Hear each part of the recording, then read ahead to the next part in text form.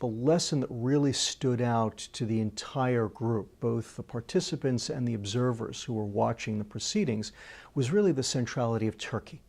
It's something that we really haven't focused on very much yet. But if the United States wants to do anything more in Syria, and if other countries in the region really want to do anything more in Syria and really try to bring the Syrian civil war to an end, to prevent further spillover from destabilizing other countries in the region, it's really all about Turkey. Certainly the United States is an enormously powerful country. If we wanted to, we could mount an invasion all on our own. But the political realities of the current situation are such that it's highly unlikely that the United States would ever do that. And so it makes almost any scenario that you can imagine highly dependent on Turkey, which both has the reasons, the interests to take a much greater role in Syria, as we're actually seeing in the real world, but also the ability to do so. And so as the game moved on, the United States found itself, and the Saudis as well, depending more and more on what the Turks were doing, having to persuade the Turks to do more, and when the Turks finally decided to do so, ultimately having to shape their own goals and interests to accord with Turkish goals and interests. One of the things that the game suggested is that it was unlikely that the humanitarian tragedy in Syria, that what is unfolding on a daily basis, the slaughter of its civilian population, seems unlikely to move either the Americans or the Turks or the Saudis for that matter. The Saudis, who were the most active and wanted to intervene right from the start, mostly focused on strategic rationales for doing so.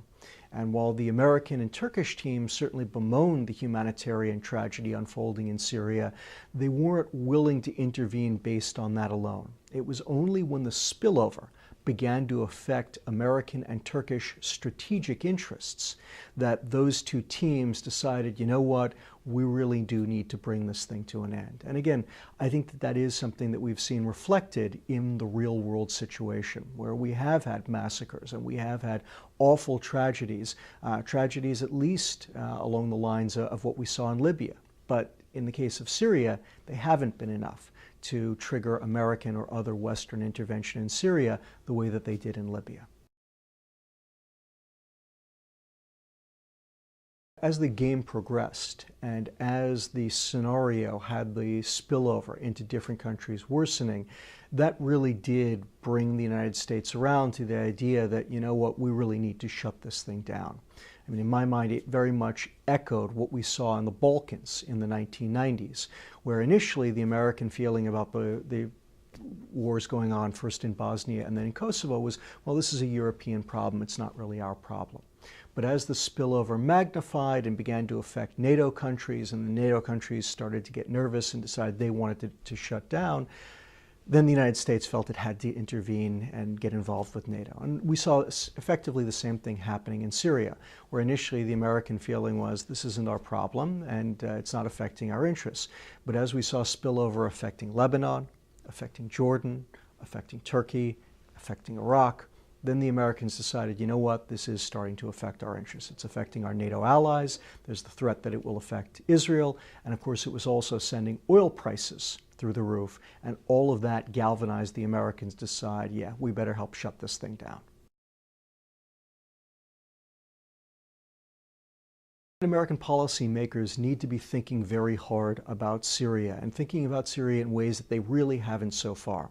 First, recognizing that Syria is a much bigger and longer-term project than we have so far. This isn't going to be solved by some short-term diplomatic fix, by some kind of peaceful negotiation among the parties. This has become an all-out civil war, and if you're going to try to shut down an all-out civil war, that's a very big undertaking. Less for shutting it down, as we saw in both Bosnia and Iraq. You can actually do that pretty quickly if you're willing to bring the right force to bear, but in terms of the post-conflict reconstruction. Second, we are going to have some very different opinions about what post-conflict reconstruction is going to mean between the Turks, the Saudis, other countries in the region who were not represented in our simulation. And getting that right is going to be very important. But third, because of that, we need to think hard about how and when to intervene. It might actually be better to intervene sooner rather than later. One of the things that we saw in the game is that because of the Iraq hangover in the United States, the American team was very loath to get involved in Iraq, even though by the end of the game, Iraq was in a much as bad a civil war as Syria was. And of course, Iraq is far more important to American interests than Syria is. But despite all that, the American team just refused to intervene in Iraq again, something I think that's actually very realistic and reflects where the American government and the American people are.